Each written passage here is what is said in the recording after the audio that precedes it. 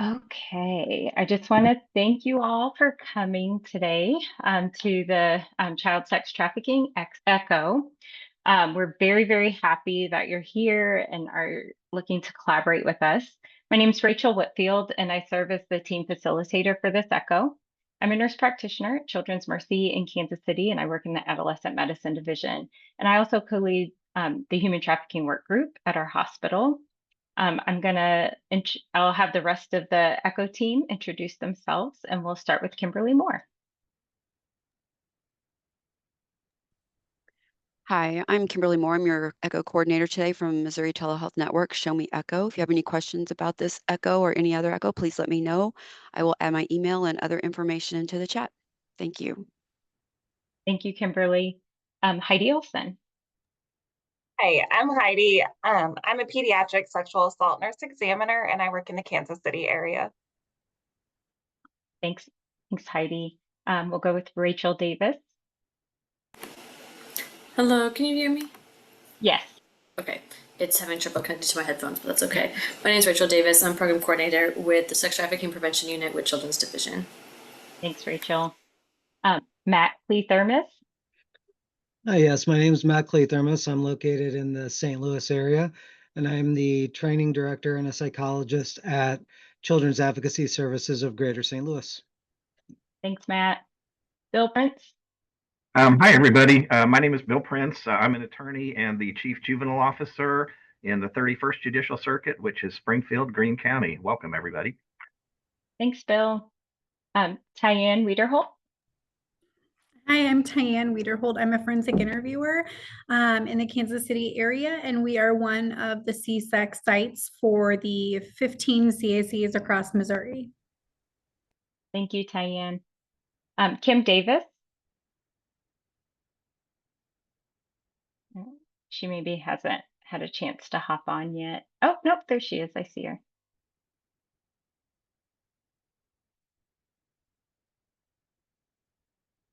Kim, can you hear us? She might not be able to hear us. We'll go on to Joanna Watts. Hi, I'm Joanna Watts. I'm a member of the Missouri CASA Association and also executive director of the CASA of the Parkland, located in Farmington, Missouri. Awesome. Thank you, Joanna. I'm going to try one more time for Kim. Kim Davis, can you hear us on the call? Kimberly Moore, do you mind shooting her a message in the chat? I've already messaged her. Oh, cool. Thank you. Okay, when she's ready, she can just kind of jump in. Kim Davis, can you hear us? Okay, that was my last try. Okay, if you are here as a participant, can you please go ahead and put your name and where you're from in the chat as your introductions. For today's agenda, we have Heidi Olson and Matt Claythermos doing a presentation over trauma-informed strategies for working with trafficking survivors and their families. And then we'll discuss a case that was submitted to our team. Really quick housekeeping things before we get into today's didactics. Please be aware that the information we discuss during this echo can be hard to digest. Feel free to take breaks, walk away when you need to, and be sure to take care of yourself, nourish yourself before, during, and after these echoes. It can be really helpful to start with some intentional breathing or grounding before you join each session, because we talk about some pretty hard topics. The information that we talk about during this echo is confidential. Please be aware of that and remember to not share any PHI or identifying information with the group when you're sharing experiences or really any talking throughout the group should not have any PHI in it. And then we aim for a collegial environment. So we only use first names when we're talking to our colleagues and our partners. Please try to keep this in mind when you're communicating. Please turn your camera on if possible and mute your microphone until you're ready to speak. Raise your hand to speak or utilize the chat function to submit any questions or comments. Matt typically monitors the chat for our team, but during his presentation, I'm happy to monitor the chat, and then he can take that back over when we do our case presentation. When you do speak, please say your name prior to speaking for those who are on the phone and may not have the video capabilities for this. So next I'll hand this over to Heidi Olson. She's a pediatric sexual assault nurse examiner and the owner of Paradigm Shift, where she does trainings globally on trafficking. And then Matt Claythermos, who is the child psychologist with the Child Advocacy Services and also with the University of Missouri St. Louis. Matt and Heidi, take it away. Matt, do you want to share the slides or do you want me to? I can go ahead and do that. Awesome. Okay. All right.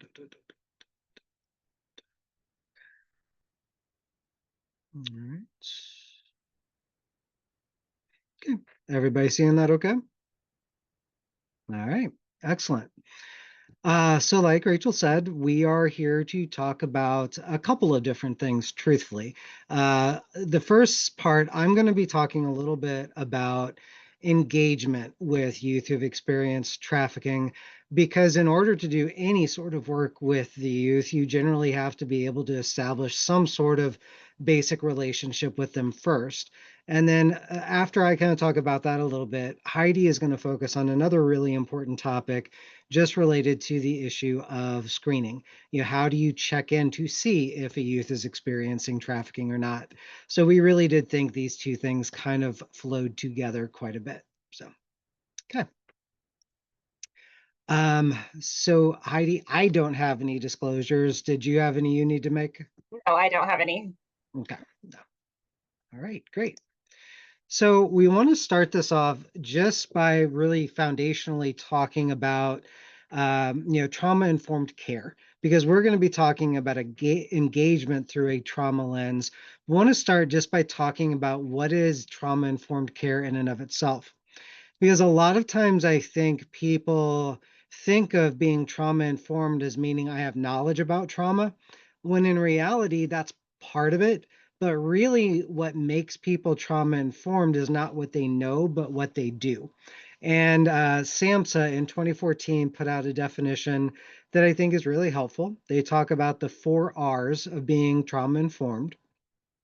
And the first R is just that you are aware of the impact of trauma, that you understand that the populations you are working with have experienced trauma, are impacted by that trauma, and that we have some basic ideas of how we can help families or youth recover from that trauma experience.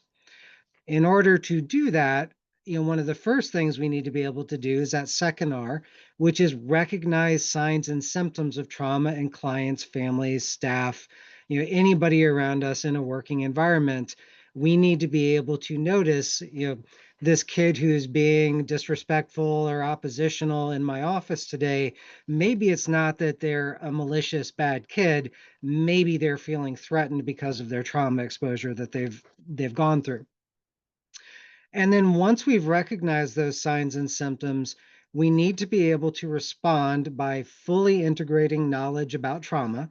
So the things we know about how trauma impacts people across all developmental ages, and really implement that and inject it into our policies, procedures, and practices, so that all of the things we are doing professionally are being seen through that lens of how might this be experienced by someone who has gone through trauma. And then finally, and maybe most importantly, is the final R, which is that we are trying to actively resist re-traumatization. So that means that in any interaction I have with someone who's experienced trauma, and actually, I want to step aside for a second and say all of these things are actually good for people, whether they've experienced trauma or not. So working to not try to trigger someone, very good for someone who's experienced trauma, but also good for all of us. So this is just really good general, how we should practice in any setting. But really want to highlight that this is the foundation for what we're going to be talking about next.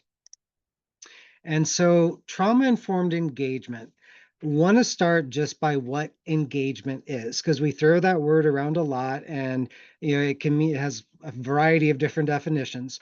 But what we are talking about in this context is that engagement is the strengths-based process. So I am focused on the strengths and interests of the person I'm trying to engage with. And through that process, I am, as two individuals, working to form a healing connection with people that support their recovery and wellness. So I think healing connection is the most important thing here. We are attempting to connect with them in a way that is beneficial to them. And we are doing this in the context of family, culture, and community. So we need to be aware of where they are coming from in order to be able to effectively engage with them. That includes family of origin, it includes their culture, and just the broader community that they live in. Okay. Now, as many of you, if you've experienced any work with trafficking, you may have come across the idea that these are not the easiest people to engage with all the time. And there's a lot of really significant, valid reasons why that is the case. And if you think about something I really want to highlight about youth who are trafficked, that we need to keep in mind is trafficking, that experience is often not the first bad thing that has happened to these youth. Frequently, they've been experiencing ongoing distress and trauma from a very, very early age. And so subsequently, they don't have good expectations about how things are going to go in their day-to-day life. They tend to assume negative intent. They assume people are, looking out to try to get one over on them. And so we are going to see that these youth often present with just a general lack of trust. They have not been given reasons to feel like it is safe to trust other people that they're interacting with. And a big part of that is they perceive threats in many, many interactions, even when there's not, an intent to be threatening. So even just redirecting a kid who's, experienced significant trafficking may be viewed as this is an effort of somebody to control me. When I've been controlled by people in the past, that's been dangerous. So this is a threat to me. Now, something that's unique to trafficking in some ways is that often kids who've become involved in trafficking, like I said, they've had a lot of negative experiences prior to that. And many times they've attempted to escape those negative experiences. And one of the ways that they have done that is by maybe running away and sometimes getting involved in trafficking as a means of escaping bad experiences. So you can almost think of like trafficking involvement sometimes as a symptom of earlier trauma that they've experienced. And because of that, they may be viewing this trafficking not as a trauma in and of itself, but as something they're doing to escape trauma. And they may recognize it's not healthy. They may recognize there's downsides to it, but they may not see themselves as a victim or in need of help. And so it's not unusual for them to deny that the trafficking is traumatic. And if we are approaching them from a standpoint of trafficking is bad and it is traumatic, if that's not their mindset, it is very easy for them to discount what we're saying and want to disengage with us. And then on top of that, you throw in the fact that they've had lots of negative interactions with authority figures, typically over their years of trauma exposure, whether it's law enforcement, whether it's child protection, whether it's the mental health system. They've had a lot of negative encounters with systems, so they're not going to trust us in this new contact. And on top of that, just a lot of times encounters they've had with helpers have not been very helpful in their perspective, and maybe has actually made their life, more stressful, more difficult. So because of all these reasons, they are going to come to us, not, jumping at the opportunity to get to know us or engage with us or seek help from us. They are often going to perceive us neutral as best and maybe as a threat in some way, shape, or form. So what does that mean? Like, what do we need to do in order to be able to effectively engage with these youth? And I love the fact that we boiled down to one slide, something I could probably talk about for like 3 hours and barely scratch the surface. But we're going to try to hit some really, really key things. And first and foremost is the idea that you have, as the professional, you have to work hard to try to create a space that doesn't feel necessarily safe to you, but is perceived as safe by the youth. Like they need to be able to come into that space, feel like both physically and emotionally, nothing bad is going to happen to me while I'm here. Doesn't mean it has to be a great, like I'm expecting good, fun things to happen, but I can't, as the youth, go into that expecting threat or harm. And to create that sort of, the physical part, relatively easy. We want to have a space where bad things can't happen to them physically. They're not going to get hurt. They're not going to get attacked. They're not going to get shot at or anything like that. The physical safety usually isn't the hard part. The hard part is how do we make them feel emotionally safe? And these last, bullet points on here are how we do that. So attunement and empathy is we really have to make a point of understanding their perspective. Frequently as adults, we are focused on, what we want them to do, what we want them to not do, instead of taking the time to hear what they want, what they know, what they think. And that is a really important initial step that we have to set aside our agenda to focus on their agenda first. And along with that, we cannot come across as judgmental. If we are sending the message that they are in some way bad or doing something wrong, we all know that we all shut down. When somebody takes that approach, we get defensive, we shut down. It's doubly so, if not triply so, for these youth. So we have to take that non-judgmental approach, even though inside of us we may be screaming, you need to stop doing this. We have to communicate more effectively, at that starting point. And to do that, we really need to validate strengths and resilience. And that may include highlighting, the things that they have been doing currently, while not healthy or not great for them in the long term, may have been a valid way for them to survive some bad situations in the past. Not surprisingly, you are going to have to be flexible. They are not necessarily going to meet you on your terms and follow your, suggestions on your terms. So it is important to be flexible as much as you can be and give them control over things as much as you can. That's just going to be more engaging. And probably one of the most important things I can say is be transparent. Be direct with them about what you're doing, why you're doing it, explain it to them in detail. You really want to avoid the idea that you have some sort of hidden agenda, because they will smell that out very quickly and they will assume that means you're going to harm them in some way. Along with transparency, really important to be predictable and reliable. Don't say something unless you absolutely mean it. If you say you're going to do it, you have to do it, or it's going to be held against you for eternity, essentially. So don't make promises you are not prepared to keep. I've already talked a little bit about giving appropriate control, but finally, patience. These when these youth come in, they are often not going to be excited to talk to you. They're not going to be grateful to talk to you. They are going to be, honestly trying to get away from you as quickly as they can. And so we need to expect that we are not going to get a lot of warm, fuzzy feelings often, at least initially, in our interactions with these youth. We have to be patient, stick with this process, and give them time to, increase that level of comfort.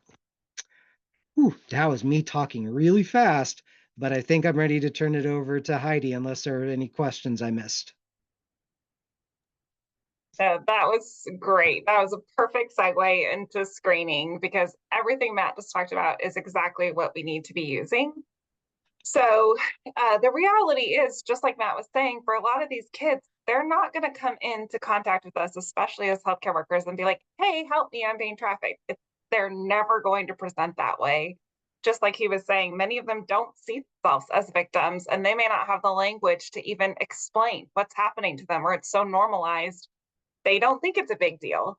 And so we can't wait for them to just spontaneously disclose to figure out, is this happening or not? So it's really important for us as healthcare workers to understand we need to be asking questions in a way that does not re-traumatize about abuse, exploitation, trafficking. And it works really, really well with adolescents if we can do it in a trauma-informed way, meaning we are creating that safety. We are treating them like a human. We're going into it without judgment. We are not blindsiding them. Those things have to be present. And so I think that that's important because for most of us as healthcare workers, we were not taught how to screen well. So think for everyone in this echo, think about a time you were screened by a healthcare provider, right? Like imagine you go into an emergency department, they have to ask the standard question, do you feel safe at home? Most of the time you can feel the healthcare worker's demeanor is, I'm checking a box. I'm not making eye contact with you. I really don't care how you're answering this. I'm not even gonna ask your significant other to step out of the room who's maybe your abuser. I just wanna get this over with so I can get on to my next thing and we can triage you and whatever. And, let's hurry up and get this over with. That kind of screening is totally ineffective. So if that is the way we're interacting with kids who've experienced so much trauma, waste of time. We have to go into it with exactly like Matt was saying of, I see you as a human being. I care about what happens to you. I want to create safety for you. I'm going to be patient. I'm going to be flexible. I'm not going to take it personally if you have some kind of trauma response as we're interacting. That is really, I think, where the safety is created in the screening process of, I see you, I care about you, I'm building rapport, let's have an honest conversation. I have personally done this hundreds and hundreds of times with patients, and so I can say firsthand the trial and error, and it really does work when you do it in a trauma-informed way. You can go to the next slide. So we have a screening tool available for you all that is healthcare specific. So there are lots of different screening tools that exist related to child sex trafficking. This one is specific for healthcare workers. It was created by Jordan Greenbaum. She's a physician based out of Atlanta. She's amazing. And she validated this screening tool in multiple healthcare settings in 2018, basically saying, we know this works. When you ask these different questions about risk factors and about trafficking, you're going to be able to identify kids if they're answering honestly. And so we have that available for you all. You should be able to access the screening tool. But essentially, and this is the only one I know of that has been validated specifically for teenagers in a healthcare setting. So as you're thinking about screening, I think it's really important to think through the nuances. So imagine you're in this echo listening and saying, hey, we should do this in our clinic or in our emergency department. Yes, awesome. But to think through, you're going to get disclosures. So who are you screening? Is it every kid that is coming into your healthcare setting? Is it just high-risk kids? Is it kids with a certain diagnosis? I think there's pros and cons to all of the above. And thinking about who's reporting, you're going to get disclosures. And so who is going to be the one calling Children's Division, calling law enforcement, safety planning, thinking through all of those logistics. So it's not as simple as, okay, we ask these questions, we build rapport. It's someone is going to need to investigate. We're going to have to safety plan. We have to do something as healthcare workers with the disclosures we're getting. I think it's also important to think about the way the screening tool was written. It's yes and no questions, but that does not give a lot of room for a kid maybe expanding on what has happened. And so there are ways to ask the questions where it's more open-ended or to follow up with, can you tell me more about this? If you're needing more information to clarify what happened to them.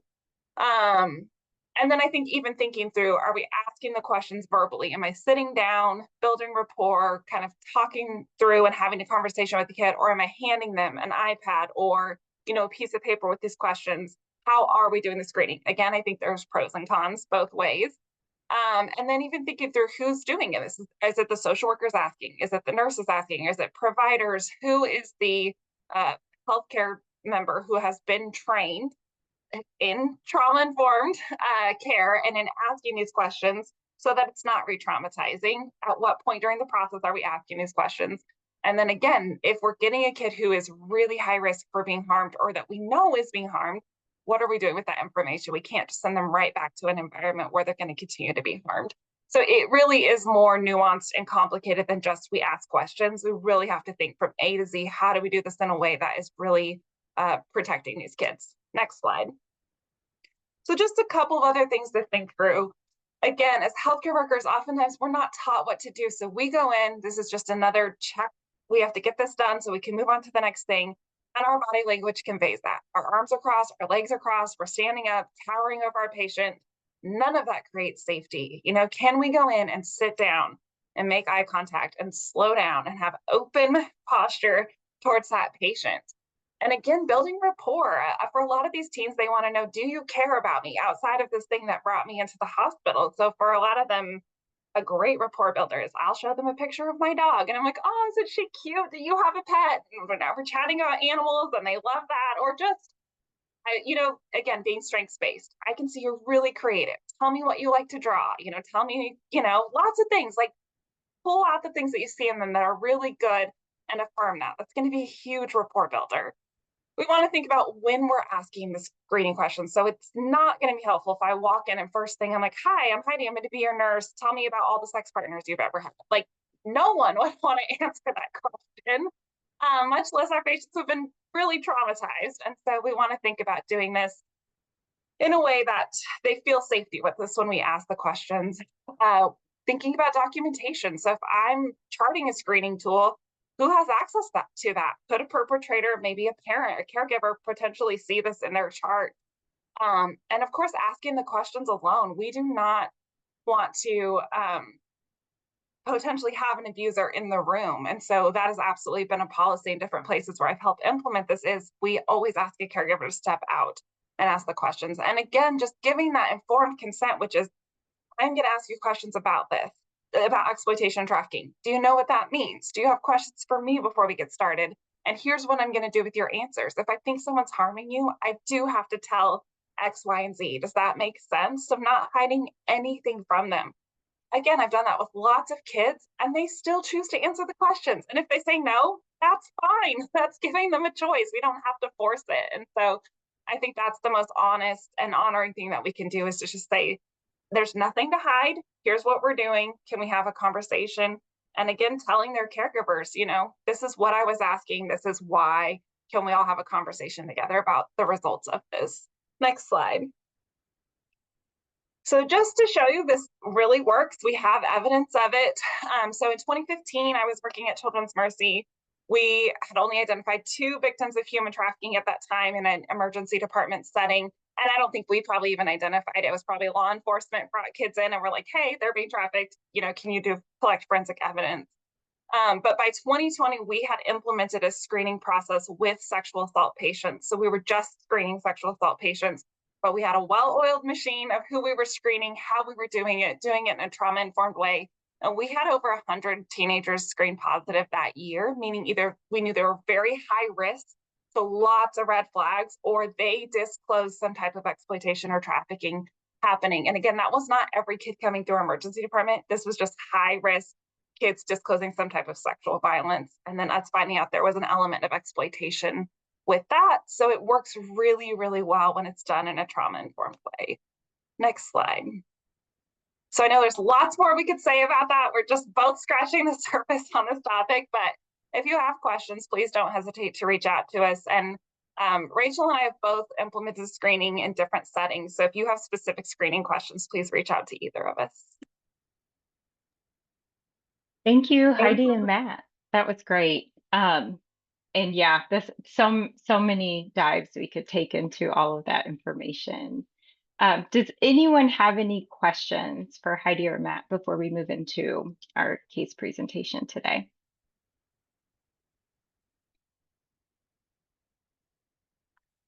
All right, I'm not seeing any hands or questions in the chat. Okay, Kim Davis, do you want to introduce yourself really quickly? Yes, I'm very sorry. I got a new No computer. worries. Settings were changed and sorry. Yes, I'm Kim Davis. worries. I work for the Missouri State Highway Patrol, and I work, my assignment is in human trafficking. Thanks, Kim. All right. So next we're going to move into a case presentation. I'm going to present our case for today, but if you ever have a case that you would like to present, or that you would like us to talk through during a hub, but you do not want to present it, please go ahead and submit it, and one of us will be happy to present it for you, and you can just sit in and listen to the recommendations. Okay, so the case for today is a 17-year-old female who presented to a clinic that is housed within a shelter that's for unhoused youth in the Kansas City area. She came in for her chief complaint was she needed an STI screening. She showed up by herself that day. She does have a case worker through the street outreach services portion of a different transitional living program that serves youth in the area.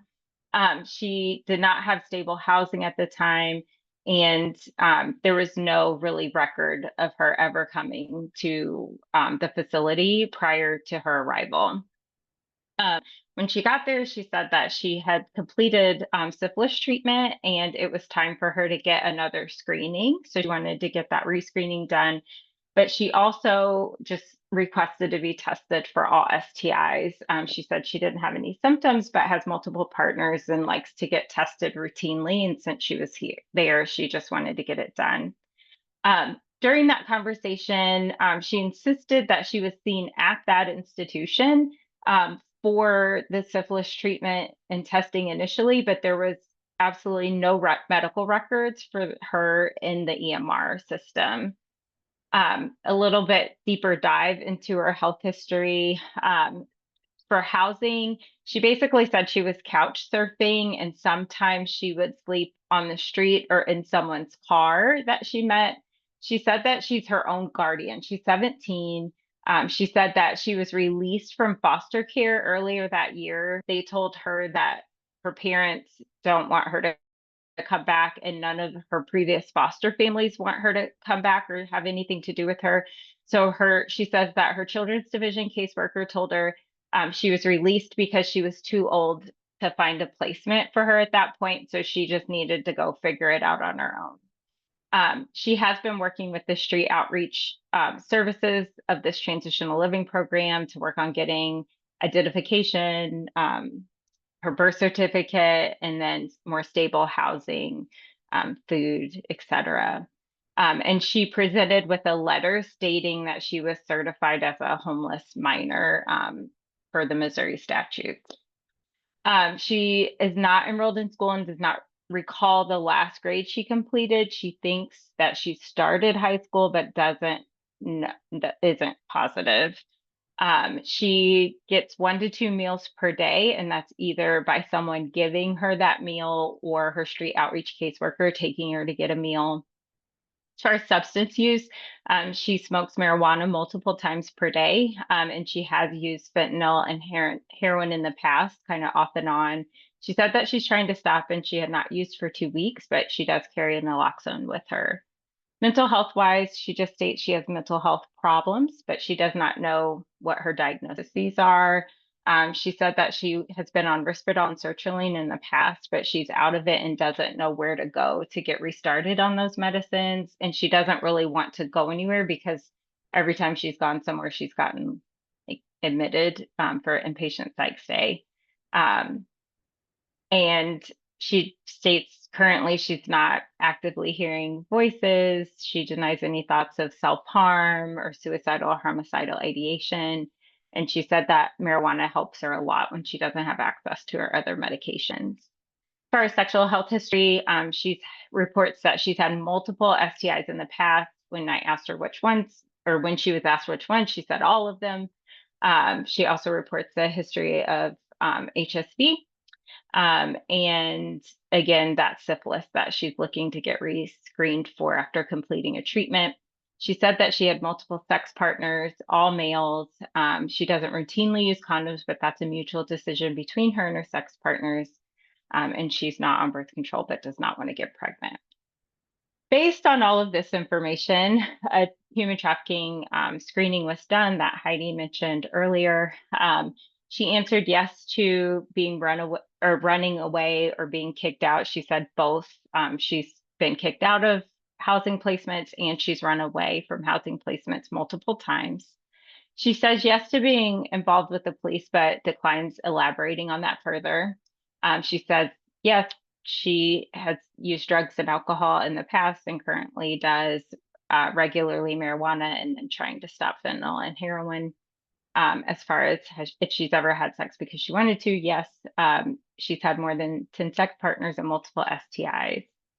When we get into the questions about being asked to do a sex act with another person or a sex act in public or pose for a video or picture, like a sexual video or picture, or having sex in exchange for food, money, clothes, or shelter, she becomes very anxious and just says, "I don't know." And not long after those questions were asked, she asks, "Am I free to go? Can I just go?" And so, they talked to her, tried to get her to stay for the lab work. She said she'll leave a urine because she already gave it, but she doesn't want blood work. She just wants to get out of there. And she ultimately left with her caseworker from that transitional living program.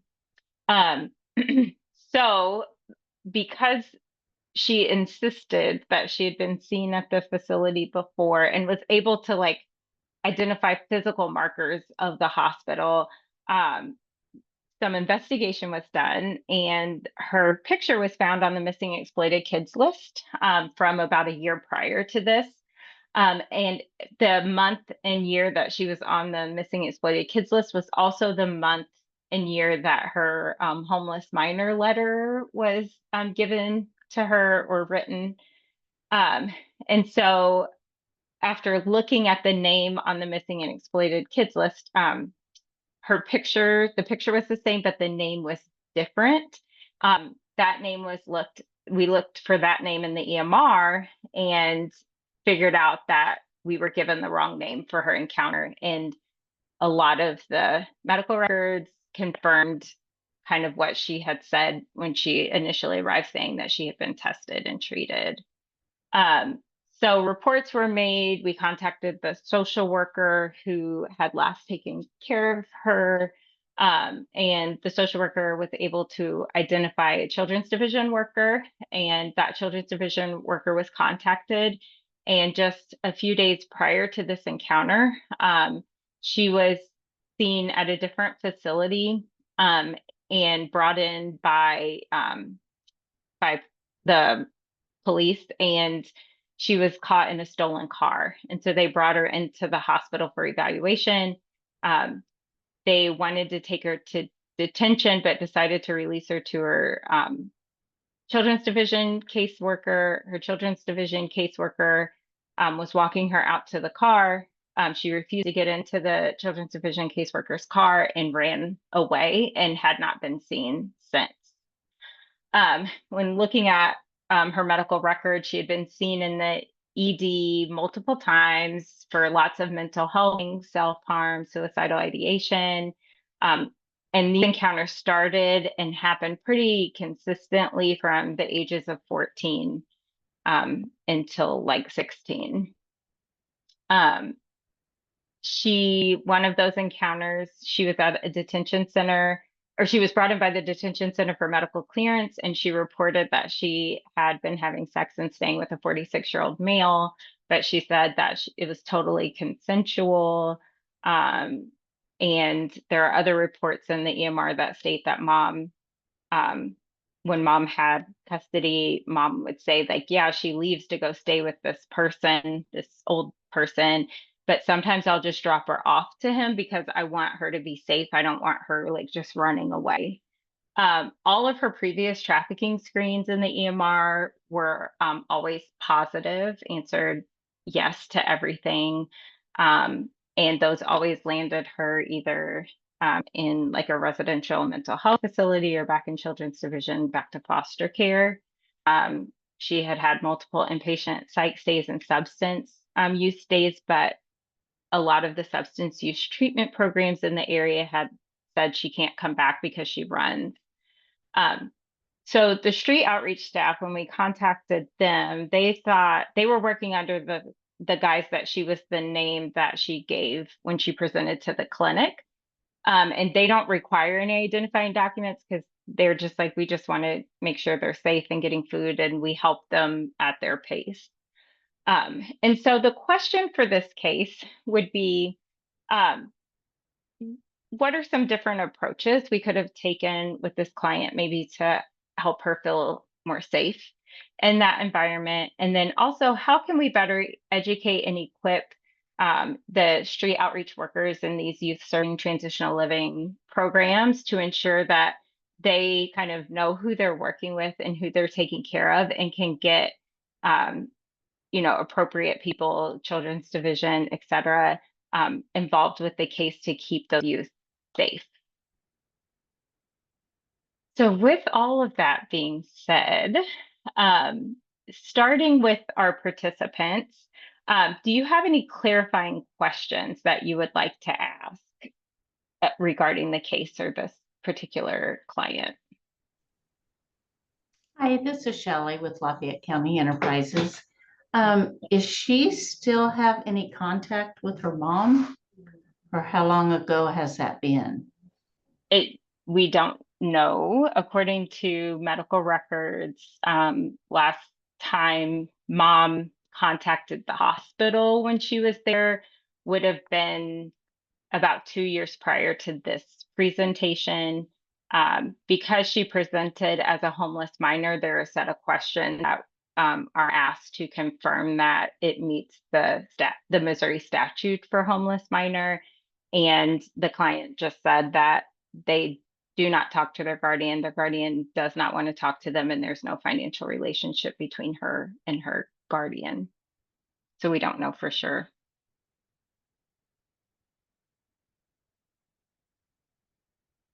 Any other clarifying questions from our participants that are joining us today?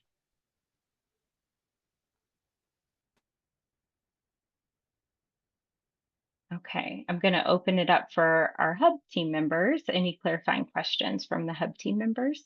So this is Bill. How long was this young lady in state's custody? Do we know what age she went in? Around 15. Okay. And she's how old now? 17. Okay. Mm-hmm. So, Rachel, can I clarify? It sounds like she is in care then, right? She reported she was not, but you were able to contact her CD worker and she is in care. Is that correct? Yes. Mm-hmm. Yes. So yes, she has an active CD worker. Okay. She said she did not, but she does. Yes, she went by a different name. Yes. I don't want to jump the gun, so I'm just going to ask my questions. Mm-hmm. And we'll get to. Let me see. And when you say the missing exploited list, do you mean like the missing juvenile list from Highway Patrol? The missing exploited kids list, like the National Missing and Exploited Children's. Mm-hmm. Okay. Okay. Yeah. I think those were only two questions. Okay. Any other clarifying questions from anyone, Hub team members or participants? So, Rachel, I apologize if I missed this, but did she say why she left placements? No. No. Okay. Mm-mm. No, in some of her previous clinical notes or social work notes, we have that she was typically leaving to go use drugs. Okay. But that question was not explicitly asked at the time of their encounter. Mhm.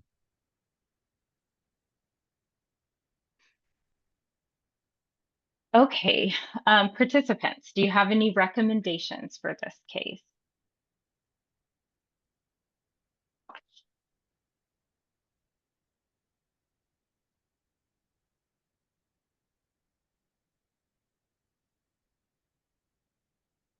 Okay, about our Hub team members, do you have any recommendations for the case? Well, I have a feeling you do. Yep, let us have it. I was going to say, at the risk of sounding too cynical, I guess my recommendation would be to build a time machine and go back 2 or 3 years before this girl came into care. This kind of sounds like a case where this young lady was failed by the system. And unfortunately, we see this far too often, and this doesn't have anything specifically to do with this case, but it highlights the issue of older kiddos who come into care, don't have a permanent plan. They grow up in foster care. They get released into the world, either voluntarily or involuntarily. And, they are at incredible risk of again, being trafficked, drug use, suicide, all those horrible things that, that can happen. So I guess my recommendation is just more global, and that's for children's division, for juvenile offices, for guardian ad litems, anybody who's working with these young people, to kind of wrap around them and prepare them for adulthood, or we're going to be seeing more kiddos like this, I think. Yeah. So Rachel, for this one, okay, so my unit, the Social Trafficking and Prevention unit, we do what we call staffings on youth in care who who are missing. And it sounds like she certainly fits this. I mean, she's not currently missing now, missing from care. She probably has been. I'm sure we could probably have a staffing for this case. I just don't know who it is. And so the purpose of the staffings are really a mini MDT. And so what I think would be really helpful, and we bring in like law enforcement, its intention, the initial intent is try to locate the missing child, right? What we've been trying to do recently is really try to do like what Bill said, and okay, now how do we prevent the run from happening in the future? How do we do some recovery planning, and how do we try to keep this youth safe, even if we're talking about just harm reduction? And so I would love for someone in the hospital to be a part of that staffing, as part of our MDT, or someone not from the hospital, sorry, from the clinic here, to really talk about what do we do. Even someone from the youth shelter could be part of that MDT if she's having contact with all these different providers. And then we can really plan for what do we do next time she shows up. Because my second thing is it's really great that she's showing up for care, for medical care. And how do we keep her from doing this? Because my concern is like as soon as she starts getting screened, which we know we want to do, she's like, never mind, out of here, right? Because she knows in the past when she's been screened, she's ended up residential. She doesn't want to go to her detention. So part of that meeting that Jessica and my team could facilitate is like, all right, we all know we want her to be residential. That's probably where she needs to be. But every time we try to get there, she runs. And so what can we do differently? How do we work with her in a different way to make sure she still can get her medical care? Maybe if we know who she is, we don't have to do a screening again. Maybe we talk about just harm reduction approaches. Like I think we just need to get together as a team with everyone involved and talk about what's best for this youth. And it probably is harm reduction. Okay, I'll stop there. Go ahead, Matt. Well, Thank you. and I'd like to kind of build on that too, because I agree that the team needs to get together and talk what's going to be in the best interest for this youth. But I think something we often forget is that team needs to include the youth. And I think some, really like direct conversation with the youth around what do you think you need? Essentially like a needs assessment along with just a trafficking screening. Because if we think about this from like, Maslow's hierarchy of needs, I think, what we're concerned about, with the trafficking is at a higher level of need than what she's concerned about. She's concerned about not having food to eat. She's concerned about not having a place to eat. She's concerned about having untreated syphilis. I mean, I think those are the things that, we probably have to prioritize, even though we really want to highlight those trafficking issues because we know how risky it is. But from her perspective, that's not how she's seeing things. Yeah, thank you, Matt. Libby, go ahead. Hi, Libby Trammell with the Missouri Rural Health Association. I was going to say, identifying what I found interesting is that she sought treatment. The reason that she made contact was she identified a health need in herself, and she was like, I'm here to do that. Which to me seems like the best opening to engage with a team, the way that both Rachel and Matt, and great input, of course, put out there. I think maybe starting with what she had identified. And then I know you mentioned she got kind of frightened and wanted to go when blood work was brought up. And so I think further deeper conversations about you were here for this, but the blood work felt like, scary or something you didn't want, invasive, whatever that looks like. And then something else I put in the chat, but just to touch on, when kids especially are banned from these places because they run away, and especially if they're survivors of trafficking, I think we need to be really mindful in group homes and foster homes. When we put a lot of rules on these kids, we're echoing their abusers, we're echoing their traffickers. And so having these like harsh restrictions gets us absolutely nowhere. Because in the end of the day, we can't do anything to stop a kid from running away for sure. Like they could run away unless we, lock them up, which we don't want to do, right? So I'm a big proponent of like lessening rules. There's a great report called The Earth Didn't Fly into the Sun about lessening rules in domestic violence shelters that was done here in Missouri that I think could carry some really beautiful reform for our kids too. That's a more macro thing. But the micro piece, her identification of, I remembered that I need this treatment. I showed up here to get this treatment. Like that's pretty cool. She clearly has some of her health in mind. So kind of starting there seems like a good idea. Thank you, Libby. Rachel, I do have a question. Yes. You said her street care worker was there and picked her up or she left. Hmm. I think that would be another person. Obviously, there's some trust there with the street care worker. So I think that's another person maybe to engage, have some conversation with. She might be able to enlighten or to help with the youth as well. So definitely I would make sure to incorporate them as well. Yeah, thank you. And I will say we did engage with that whole team, including her caseworker through that street outreach program. And I think that there was a little bit, they were a little nervous that they were going to be in trouble. And so there was a little bit of like not wanting to communicate with us. I think later we all got to a place where we were like, we're just trying to like minimize this happening. We know this will happen in this environment, number one, but also we really need to find this youth and get them back in. And so eventually it came around, but there was a little bit of hesitancy from their person, just because I think that they felt with the way that kind of the healthcare team jumped on it made them feel a little bit like, whoa, did we do something wrong? When that was not the case. They were doing the best that they could, but yeah.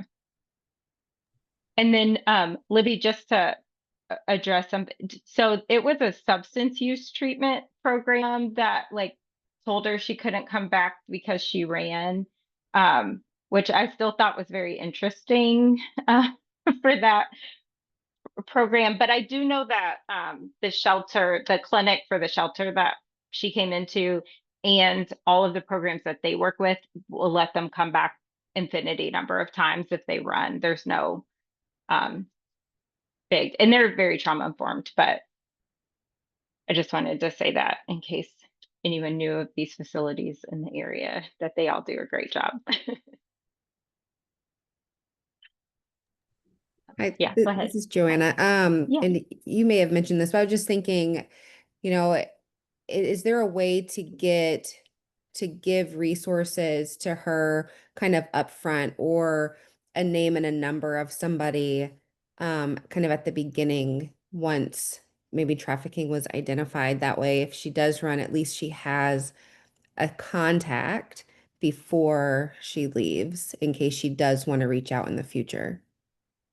That's a great idea. Thank you, Joanna.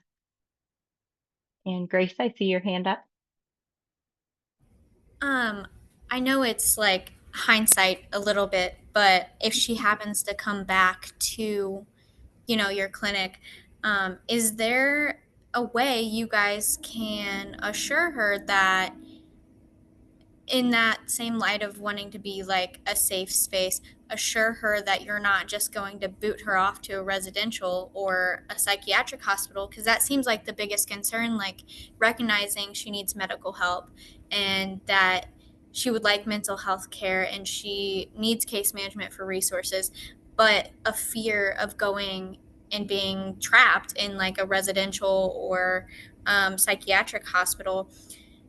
Obviously residential would probably be best for her situation, but if she's willing to engage with all of these other services without a residential, I would see no reason why we can't just like take what we can get, help in the way we can, and somehow find a way to assure her that it's not going to be like it was before.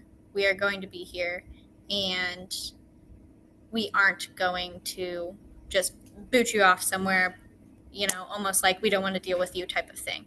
And I guess I forgot to introduce myself. I'm Grace, and I'm a student in the School of Social Work at SLU. Thank you, Grace. I think I love that. And that is something that we always start our screenings and conversations with. But there is a caveat because she's 17 that I cannot, this is that transparency that Matt was talking about earlier. I can't promise that your children's division worker is not going to come get you, and I can't promise that your next placement will not be residential. And I think that's the hard part, and why we always start our screenings with everything is confidential except I have to share this, this, and this, because then that gives them the option to disclose, number one, but also to know that I'm going to be upfront from the beginning. And so even if they don't disclose the first time, hopefully they'll get comfortable and disclose. So that is hard because I can't make any promises what's going to happen once I hand that information over to, you know, whether that's law enforcement, her caseworker, whomever kind of takes next. Tyann. Yeah, I just want to say that I think that the most important thing is making that plan, like Matt and Rachel said, is preparing to figure out what's going to happen when she does return. But I also want to mention that when any organization that is working with kids, like there are so many that have their hands on kids. And if we remain and continue to be these siloed little versions of our specialty, then we're doing a disservice. So absolutely, when we come into contact with other organizations offering those services like training and education or connecting them with the people that you know is really important, because how we make the impact and continue to hopefully do better with other children in these situations is by working with those from the substance abuse community or the transitional living community, and better helping them identify and engage, just like we're doing here today. Thank you. Yeah, Well, thank you. Oh, I was just going to throw one last thing out. Yeah, no Is problem. that so many times when kids have negative reactions to things that are done by the system, like being placed in residential, so forth, those negative reactions could be avoided. And it doesn't mean they can't go to residential. Too many times I've seen situations where nobody talks to the kid. Nobody tells them what they're doing, why they're doing it, where they're going, why they're going there. And then you expect them to be comfortable with being taken to this place when they've had no knowledge of it, no control over it. And you kind of get what you are, sowing in that situation. And I think if we are thoughtful and mindful about how we prepare kids for this, we can avoid a lot of those negative reactions. Yeah, agreed. If we could just train everyone in trauma-informed care, right?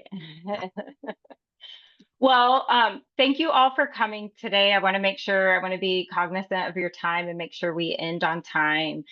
Just a really quick summary. We had a very hard kind of case today that we didn't realize who the client was until after they left, and realized, as Bill so eloquently summarized, they had been, failed multiple times in the system. So some of the recommendations are just making sure that we're contacting other resources. So like Rachel Davis and her team, all while trying to minimize harm. And then also remembering to include the youth in conversations and talking to them about what the next steps are and what's going to happen, and making sure that they kind of understand next steps, but also are able to give input when appropriate, for those next steps. Today, or I want to take this time also to encourage anyone to submit a case. These echoes are made, the success is from, cases being submitted and us talking about those real world things that are happening every day. And so please volunteer to either present a case or submit it, and one of the Hub team members will be happy to do that for you. Thank you to everyone who joined us today, and everyone who provided some feedback or insight into this case. You can contact us anytime if you have any additional questions or thoughts. You are what makes this successful. And so thank you for coming. Our next meeting is February 3rd, 2026 at 12 p.m. And Tyann and Kim Davis will talk about support services available to survivors in their support systems. Again, please submit a case if you have one. We would love to review it, and I hope to see you all next time. Have a great day, everybody.